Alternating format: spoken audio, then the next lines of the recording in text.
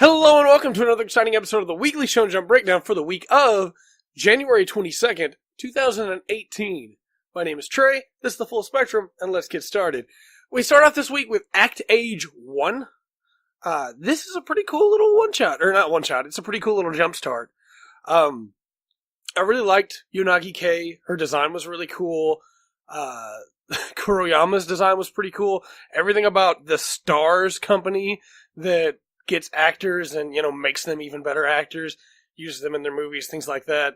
The fact that Arisa Hoshi doesn't want to use Kei because she recognizes how dangerous Kei's mental state is, and that Kei could wind up destroying herself if she's not careful. Regardless, Kuriyama wants her to be an actress because he sees the talent in her. And she's a really good method actor. She's really, really solid at being able to imagine something in her head, base it off of something she's seen, and react to it. We see a couple weaknesses with that just in this first chapter, which is a really cool way to do it. We see first off that if she's never seen the thing before or never felt the thing before, she can't just turn it on like a switch. But as soon as Kuriyama begins to explain what a feral dog would look like, and what it would be like, she's able to respond immediately and gives her performance that, even without words, everyone in the room, immediately is able to follow it with their eyes, which is exactly what you really want from an actor or an actress. You want them to be able to just grab people's attention when they're on screen and convince them that what they're going through is real to that character at that moment. The problems, of course, come from the fact that Kei is too good at this, which means that her mental state is in a really bad place. It's not going to be easy for her, and I'm actually really excited to see how the story goes. I want to keep reading it even after it's no longer in Jump, because this is a really cool idea. Seeing the struggles she's going to go through, the way that it affects her family, and just the way that the story will go from there, I think are going to be really interesting. There's a really great panel where Kei is sitting in the tub, cleaning up her siblings, and she's smiling for them, and she's crying. And she's surprised because she didn't try to cry. It was her genuine feelings, and for a second, she doesn't really know how to deal with it. And so to be able to smile for the kids, she stays up super late to watch movies and capture joy again, and remembers joy in her life, so that she can call that back up, but the smile's fake. And the kids recognizes it. It's really good. Everything to do with Akira, and how she's talking about, as an actor, you must understand. He's like, I have no idea what you're talking about. This girl's crazy. It was really fun. I really liked it. I thought that it also had some things to say about directors and about studio heads and the board of directors and all that fun stuff, where the board was choosing the girls who would move on in the actress tryouts without even seeing the auditions, just based on, well, we don't have anybody that's got dark hair and looks a little gloomy, so yeah, we'll go with her. And it calls back to what happens so often in real life, where boards make decisions based on what they think is right without even giving people a shot. So I thought that was really cool that got called out there. And, I'm really looking forward to it. There's a really fun spot at the end where I saw some people talking about it and being like, well, maybe Kuroyama was always a director and he was just working with stars. But it really seemed like from the comment he made, you directors, to Arisa, that he was not a director before, and that he decided to become a director because he wants to give Kei Yonagi a chance. And he wants to prove to Arisa that not only can Kei do it, but so can he, and that she's not always right. And I think that's a really cool premise. Kei just wants to provide for her family, and she's fully intending to give up on her dream if it means that's what she can do, is provide for her family. But it looks like she's not going to have to give up on it, so that's going to be pretty cool. I'm looking forward to reading more, for sure. Next up, we have The Promised Neverland 71, Real Intentions. We get to see Lucas's trust of William Minerva having been shaken over the years, wondering if Minerva was just trying to lead them to Goldie Pond, because, of course, Lucas no longer has a pen, so Lucas doesn't know that there are other destinations that are on the maps. Sorry, my cat surprised me from behind. I could see him in the capture, and I didn't know what he was doing. To see what Goldie Pond actually is, that it's water that isn't water and a floating island with an elevator in the middle of it. That was pretty weird and cool. There's a whole control room that overlooks the town, and that's a little strange. I'm curious as to what the control room is there for. Is it maybe to be able to spy on the demons, or was it to be able to help kids escape? Or there's a lot of different things it could be. Did Minerva know this was a hunting ground? I'm leaning on probably not, but if he did, does it make it more insidious that he left a bunch of kids to die, or less insidious because he gave them a way out? Then you have the fact of the elevator and how it doesn't work. And I assumed that it was going to work, but somebody on the other side stopped it and called the phone. Because I assume if a demon picks up the phone, then they'll just pretend that never happened, close off the spot, leave it, be gone. But if a human answers the phone, then they get to quiz them and see if they're really, on the human side and what's going on. Because I really doubt that William Minerva wants his whole organization to get found out by the demons. And we've seen some really clever demons so far, so it's entirely possible that one of them could have followed the clues just like the humans did.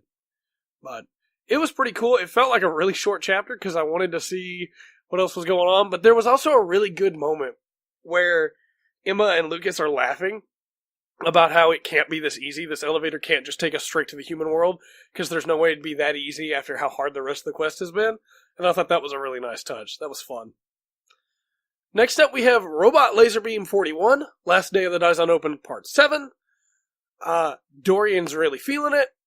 The adrenaline's starting to kick, and Robo chooses to use an iron. At first, it looks like to counteract his own adrenaline, but then it's just so he can focus on his timing, so he can get everything 100% accurate, because he wants to beat Dorian, and they're still neck and neck. They're at the hardest hole in the course. It looks like, everything's going to come down to this. And there's a spy watching them. There's really not much to say about this chapter, honestly. It was really short. And it was cool seeing Robo counteract. At first, we thought counteract his own adrenaline. But then it turned out that he was just trying to fine-tune his swing for the final couple holes. And yeah, that's going to come back. And that's probably going to be the decisive thing that lets him win. But there just really wasn't that much going on. We get to see Dorian hit a ball into the trees and then hit it into a bunker and then still make it. But there was never any doubt in my mind he would do that because we've already seen him do that, We really, and I know I keep saying it, but we really need to move through this last day of the Daizon Open because the longer we spend with Dorian and Robo head to head like this, where it's the same style of thing happening every chapter, the easier it's going to be for people to lose this manga. And I don't want to see Robot Laserbeam get dropped down to the bottom of the rankings because we were stuck on the Daizon Open forever. It's time to move forward. But, we'll see. This hardest part of the course will probably be an EX laser and another, dynamic shot from Dorian, and we'll see how it goes. Next up, we have Boruto 20, Scientific Ninja Tools. Katasuke blocks the firebombs from Ao's gun with his black hole hands, and Konohamaru Rasengans the gun? He probably should have Rasengan Ao, but I guess it's fine. I mean, it proves to be a mistake almost immediately, because Ao shoots him from two cannons that were in his chest, which is just a setup for later, really, because, the firebombs didn't really seem to do much to Konohamaru at all. It really makes you question if they didn't do anything to them, why were they such a big deal with the drones from the puppets from the previous couple chapters ago? It just seems a little weird. We then get to see that while Konohamaru is stunned from the shots, that Ao steals Katasuke's glove, and Mugino grabs him. Now, of course, we've already seen that Ao has hidden weapons in his body, so it's not really any surprise when Ao just stabs Mugino with a blade that he had hidden inside his arm that, Darth Maul's beams on both sides. It's a little weird that Mugino didn't just use a jutsu on him, or stab him, or throw a shuriken at him or something, and instead, chooses to grab him physically. Again, because we already know and have already seen that Ao has these hidden weapons. Mugino just saw him shoot Konohamaru. I don't know, it felt really strange to see him grab him, because I was like, hey, would you stop, sir? We're trying to record here. It felt really strange to see Mugino grab him when I immediately recognized that he was going to get stabbed. And so then he does, And then Mugino uses a jutsu to try and bring the cave down on top of him? So then we also get to see Ao just immediately starts climbing out. And Konohamaru's like, we can't let Mugino's sacrifice go to waste. We have to leave now. It's like, but you let him keep the glove. Just steal the glove back real quick, guys. Okay. Okay. So then they leave, and they let him keep the glove, which is going to make him, just as difficult later. They could have just finished him off then, but it's fine, I guess. They get away, and Konohamaru just writes off Mugino, saying that, it was a mortal wound, and he would have wanted us to keep going, and we need to get the data back to the village. And it's like, okay, I get where you're coming from, Konohamaru, but you've seen people come back from much worse. Like, you were there the day that the Sasuke retrieval squad came back home. And Neji had been shot through, like, the spine with an arrow by that spider guy. And Neji was fine. Like, Konohamaru, I think maybe you wrote your buddy off a little too soon. Could you stop? We're recording. I'm gonna lock you up. So it felt a little weird. Come here. You can be on the recording. If you're just gonna interrupt it over and over, come here. It just felt a little weird to have him just write him off like that. And then seeing Katasuke start telling his story and everything going on there, and I was like, okay, yeah, Katasuke has to tell him now because Ao's after them, and Ao's clearly the one who genjutsu'd him. And Boruto's just like, dude, it's fine. You didn't have any control of it. You better not be thinking that you should never made those tools because they help people. You're good. It was actually a pretty good speech from Boruto. And so then they all decide to go fight Ao together. And it's just like, okay. Hey, remember when just a minute ago you were talking about how you needed to get the Ninja Scroll back to the village? Is Konohamaru gonna do that and leave Boruto and the kids to fight Ao? Like, what?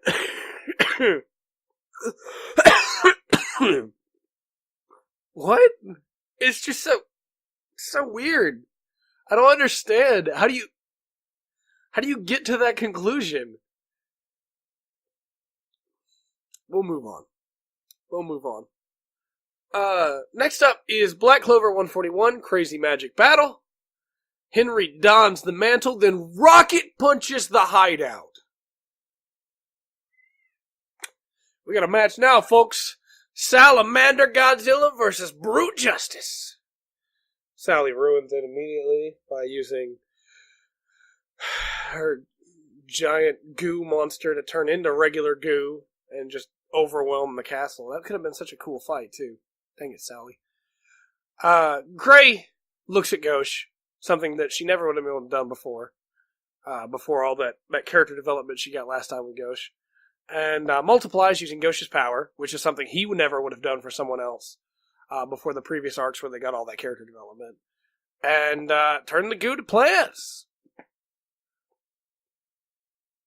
It was a pretty good decision, honestly, because Gordon's right there, and Gordon kills those plants.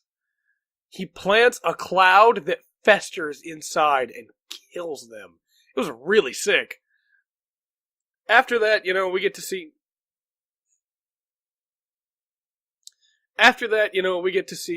Caesar going in for a killing blow. But Henry literally just launches a building at them. And Caesar's looks like he could be destroyed. And the Black Bulls all roar out in victory. It was a pretty good chapter. I doubt this fight is over. I bet that there's still some more tricks up the bad guy's sleeves. But it was a pretty good fight. All the same. And I enjoyed this chapter well enough. The rocket punch was great. It was Mana Rocket Punch. It's not just a regular... clearly it's a magic rocket punch. It's pretty good. Also getting to see Henry wearing the mantle. That was nice. I liked that. Next up we have Bozebeats 2, Root. Tamaki doesn't respect Hagakure. And Hagakure thinks he's the main character. There's this subplot with this little girl. Please don't claw me, buddy. And how she gives him sweets after he doesn't want to have anything to do with her. And they get knocked out of his hand because of turbulence and squashed by the pilot. And, this whole little girl subplot becomes the main plot as Tamaki defends the plane not just for her, also for himself, but then tells her everything's going to be okay, eats what's left of the sweet that she gave him anyway, shares some of Hagakure's sweets with her, and then, goes out to fight. We do get to see some pretty cool action, too. Hagakure showing off the anchor pistol, and all I could think of when I first heard anchor pistol was Rex from Xenoblade just yelling out anchor shot, but it's actually pretty cool, because it plants in with a 3-prong little device that almost looks like the thing you get in your delivery pizza, where they put that on the top of there. And then once it's planted, you can set it to just in size, and it just, shrinks and kills. And that was pretty cool. Getting to see Tamaki use them to be able to stand on a plane was really sick. That was a really clever use of those.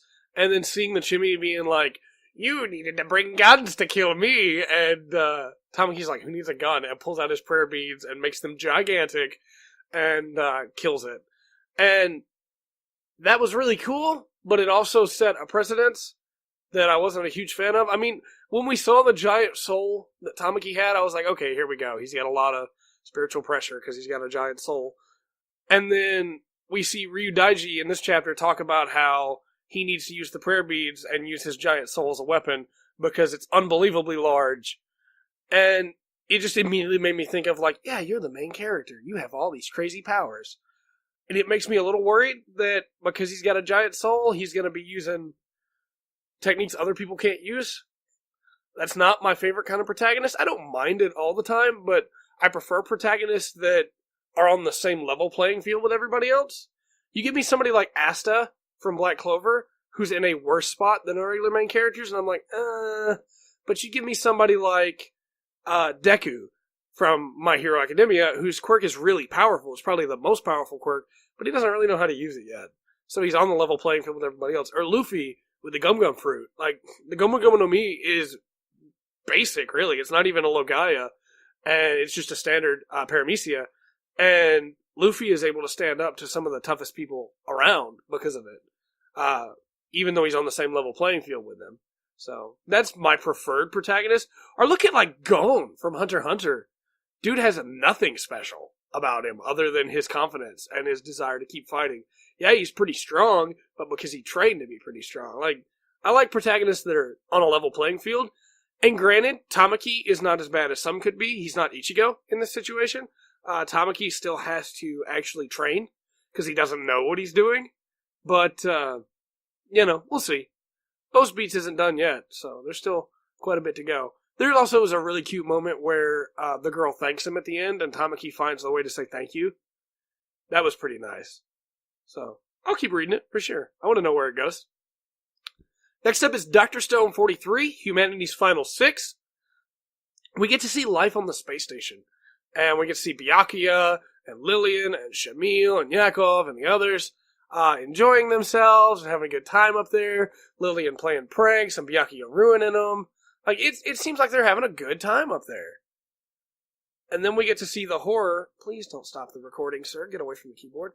We get to see the horror on their faces when they see that explosion of light on the Earth. It almost looked like an impact or some kind of massive explosion that just spreads out, and they have no idea what's going on. At first they think it's a nuclear war.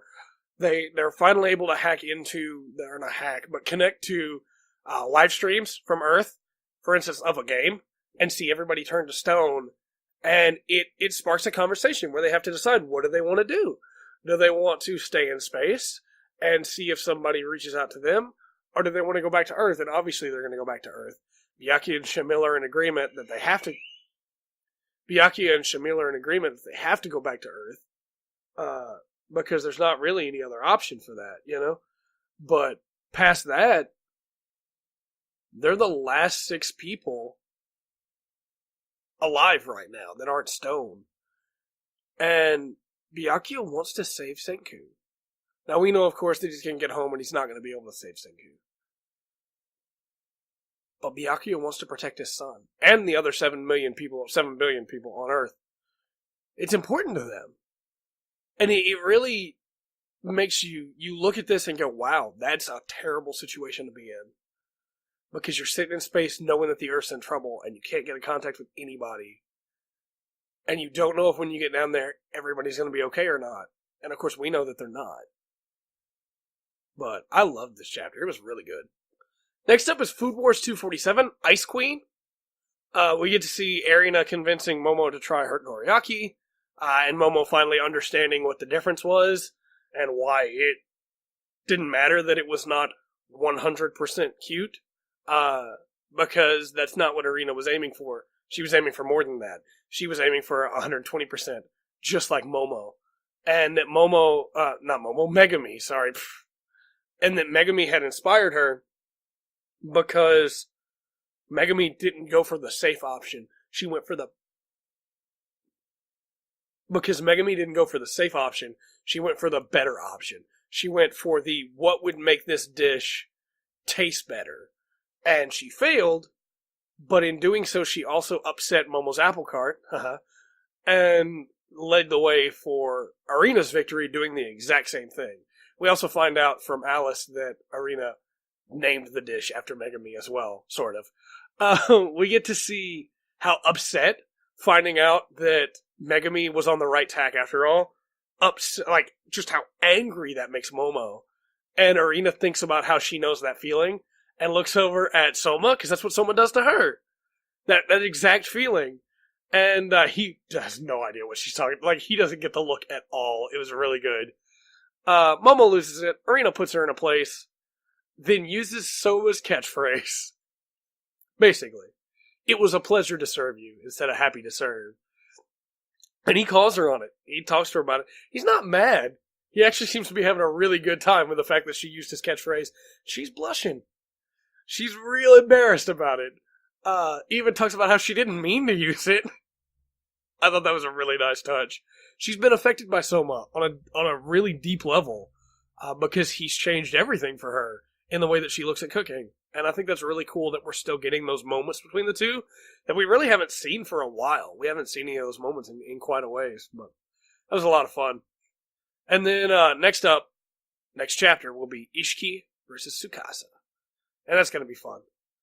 And, we also got to see in this chapter Megami crying, and Erina not completely understanding why and telling her that she's a little weird, but Alice was enjoying that. So it was a really fun chapter. I liked it quite a bit. Next up we have We Never Learned 47, and Oblivious X glimpses the depths of the abyss. Man, there's a lot in this chapter, and I'm not going to give a full summary for it like I do for a lot of other chapters, because there is a lot to cover if we do. I really enjoyed the gags with Yuiga being the Shadow Emperor in the cram school, and everybody, being super into the fact that these girls were really cute and really smart, and so they want them to notice them, but they're just spending time with Yuiga, who doesn't get the best scores. He's pretty good. He's 70 out of 320, but that, he must be just not taking the test seriously, because he's clearly the Shadow Emperor if all these geniuses are coming to him and asking him questions. We get to see callbacks to quite a few different things in this chapter, where Furuhashi accidentally calls him by his first name, and that leads to Takamoto and Ogata both being very curious and a little upset, and then Furuhashi basically claims that they were playing siblings, and Asumi's the only one wondering why they were playing siblings. But this leads to Takamoto wanting to be called by her first name, Urika, and refusing to respond to Takamoto. And so Yuiga does, which is a callback, of course, to the chapter a couple chapters ago. I say a couple, like 4 or 5, where we had the Takamoto chapter about her swim meet.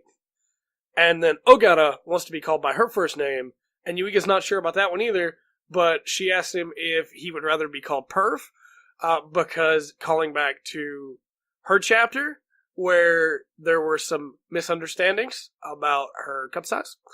And Yuiga, of course, just immediately calls her by her first name. And so now all the girls are being called by their first name, all of the main 3. We'll get there with some of the others, we'll get there. But the spies that have been following him all day from the cram school, the other guys, gather their hatred in their fists, and the hatred in those fists could take over the world. And I thought that was a nice touch. But they get a bit too vocal with their hatred, and Asumi steps in. telling them that they should take another look, and they see Yuiga, writing out the cards for the girls and doing all his prep work for their study time. And she comments that she agrees that he's probably a player, but that even if his motives were impure to go so far, the spies, are immediately swayed and tell Yuiga how much they appreciate him and how much he's a role model. And then as they leave, they comment on how happy Asumi looks with the Shadow Emperor. As we end with the popular Abyss quote by Nietzsche, when you look into the Abyss looks back into you. And this was a really fun chapter. I liked it a lot. It was a stealth Asumi chapter. I didn't expect that, but that was a lot of fun. And we got to see, what the relationship Yuiga has with the girls looks like from an outside perspective, and we don't normally get that, so that was really cool as well. I like this chapter quite a bit. Next up, we have My Hero Academia 167, Heroes starting line. So, this is a really good chapter too. Gang Orca telling the teacher that the kids were always this impressionable, and that was the problem. We get to see the schools are considering to share information, like joint practical training and things like that. That'd be really cool. And then we get to see Endeavor try to reach out to his son. And Todoroki knocks his hand away, but Endeavor tells him he's proud of him. And tells him he wants to be deserving of both his titles, of the #1 hero, and of Shoto's father. And Shoto tells him good luck. We get to see Inasa getting over himself as well, and doing so in the most Inasa way possible, by punching himself in the face, and then telling Endeavor that he's rooting for him. And at the same time, we get to see Endeavor actually look at him and thank him. Like, Endeavor's trying to change, and I love that. Because for the longest time, Endeavor has not really been a character. He's just been the thing that made Todoroki upset and made Todoroki not want to use his fire powers. And now we get to see Endeavor realizing that he made a big mistake and wanting to fix things. He's been in All Might's shadow his whole life and wanted to be as good as All Might. And now with All Might gone, his goal in life is destroyed. And he has to create a new goal for himself, and he's doing that. And this chapter, we get that pronunciation of his goal. It's to be the #1 both in the world and in Shoto's heart. And I'm rooting for Endeavor too. That was really good. After that, we get a short time skip. We see Night Eye's funeral. Centipede takes over Night Eye's association, his company of heroes. And we get to see that Aries doing a little better. We also get to see Deku is throwing himself 100% into his studies. Getting a lot smarter. He missed the question, but not by much. And then things get a little weird. We get to see Aoyama feed Deku cheese right after Deku talks about he's hungry. And it seems like Aoyama might be obsessed with Deku. Now, I've seen a lot of talk about how this means Aoyama must be the traitor. It's a little weird to suddenly call attention to Aoyama like this. If he is the traitor, I feel like that would have been done a lot sooner. I don't think Aoyama's the traitor. But it also, I've seen other people say, well, maybe Aoyama's Toga in disguise. And that's possible. But I feel like this is probably not a Toga move. This is probably just that Aoyama's been super weird this whole time. And maybe he's a stalker. Maybe he has a thing for Deku. We don't know. I guess we'll find out. I'm on the train of, I think he's probably just a stalker. Or that he's recognized that Deku has what it takes. But I'm down for just about anything at this point. Especially with how creepy this chapter was. So, very much looking forward to that. Next up, we have Yu-Gi-Oh! Arc V30. The world that Sora wants. Sora wants to make a world with just him and his sister in it, which is kind of weird. I think that you'd want, your sister to be with doctors and things like that. She was sick, but maybe this world would also have her be, fully healed. I don't know. It's still a little weird. And does some pendulum magic to summon Fight Fur Daredevil. So does 1,000 damage to Yuya, and Yuri takes over. Reiji gets a flash of something and sees Adam. Yuri summons Starving Venomy Dragon, which has a really powerful effect. Surprise, surprise. Sora does some more effect magic, summons Fright for Nightmare, which the card that we first see doesn't have anything written under there, but that's probably because the effect is so long that it would have taken up too much space, so they just didn't write it there. Then Sora powers Nightmare up to a number of Fright for monsters in his graveyard, and takes out Venomy. who is then moved to Yuri's left zone. Sora then uses another effect to send a bunch of cards from his deck to the graveyard, so now he has 13 Fright Furs in the graveyard. Yuri's got to come up with something crazy, spoiler alert, he will, to be able to stand up to Sora. And it was a weird chapter, honestly. Having Yuri just take over for Yuya was a little weird. I get that we've seen that before, and that's normal at this point, I guess, but it's really weird to me because I'm normally on the train of, man, split personalities in manga are great. I love it when that happens and somebody else takes over. Just weird that it happened in the middle of the fight. Like, Yuri didn't trust Yuya to be able to pull it out, and as soon as Yuya started taking damage, he took over. I don't know, it was a little weird, but all told, this chapter was mainly just pendulum stuff, which is fine. Like, I understand the pendulum rules now, just don't really like it. And so, hey, this whole set of doing extra damage based on how many of a specific monster you have in the graveyard, that's the kind of thing that you build your deck around if you're only going to have that type of monster, which it seems like Sora has, but it's also extremely coincidental, and were this not a manga, the chance that he'd actually get Fright Fury Nightmare, probably not that high. But, it's fine, I guess. We'll see how it goes. Every week I feel like I'm really down on Yu-Gi-Oh! Arc V, and I'm kind of just decided to just take it as it is and stop questioning weird decisions. But finally, for the lightning round, we have Act Age 1. Really fun chapter. I enjoyed it quite a bit. I'm looking forward to see more of the stuff with Kei and Kuriyama and everything that happens there, but I had a good time with it so far. Promised Neverland 71, Real Intentions. This was a really fun chapter. Really short, but really fun. Water that isn't water, an island that floats, a phone and an elevator, plus two people that aren't so sure who they can trust anymore. What's to hate there? Robot Laserbeam 41, Last Day of the Daizon Open Part 7. I actually didn't like this chapter that much at all. It was very basic. It was very much of what we already had. And, I'm looking for a change in this upcoming set of chapters, because Robot Laserbeam's not super enjoyable right now, in my opinion. Boruto 20 Scientific Ninja Tools. I'm going to give this one a thumbs down, too. The decisions to destroy the gun instead of hitting Ao, to grab Ao instead of using a jutsu on him, everything with that was really weird. The fact that, there were multiple chances to save Mugino, nobody did anything, they kind of just let him die, and he's probably not even dead. Like, I don't know. Black Clover 141, Crazy Magic Battle. This was really fun. I feel like it was also really short, but I feel like it's going to be a different style of chapter next week. I feel like they're going to start losing next week. But it was still really fun so far. I liked it. The rocket punches, man, a rocket punch, and then everybody teaming up. It was a lot of fun. For sure, one thumb. Dark Stone 43, Humanity's Final 6, 2 thumbs up. The space shots were amazing. The characterization was really cool. I feel like we got a good grasp on most of those characters in a very short amount of time. And, I want to see another chapter with Byakuya, whether we will or not. It was a lot of fun. Food Wars 247, Ice Queen. This was a really good chapter. Actually, you know what? 2 thumbs up. Happy to serve. This was a really good chapter. I enjoyed it quite a bit. And getting to see Arena's mind space around everything with her and Soma, and, the effect that he had with her, and how that translates to the effect that Megami had on Momo, that's really cool. I really enjoyed that. We Never Learned 47, an Oblivious X, Glimpse of the Death of the Abyss. I'm going to give this one 2 thumbs up as well, mainly for the fact that we got to see the harem from the outside perspective this week, which was really cool. We don't normally get that, but also because it was a stealth Asami chapter, and we got a lot of callbacks to previous chapters. If you'll remember, in those breakdowns before, I talked about how that stuff would come back. Here it did. It didn't come back to a big effect here, but it will affect more things in the future with him calling them all by their first names. What is Karisu going to say when she finds out about that, So it's going to be pretty interesting.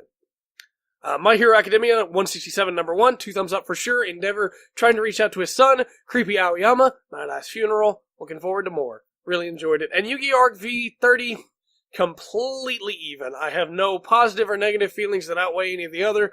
This was a really weird chapter, and it's just going to keep being weird, I guess. So, completely even. All told, though, I have been Trey. This has been the Full Spectrum. Check back next week for another episode of the Weekly Shonen Breakdown where One Piece will be back, but Dr. Stone will be on break. I have been Trey. I just said that. And remember to always enjoy the full spectrum the Jump has to offer.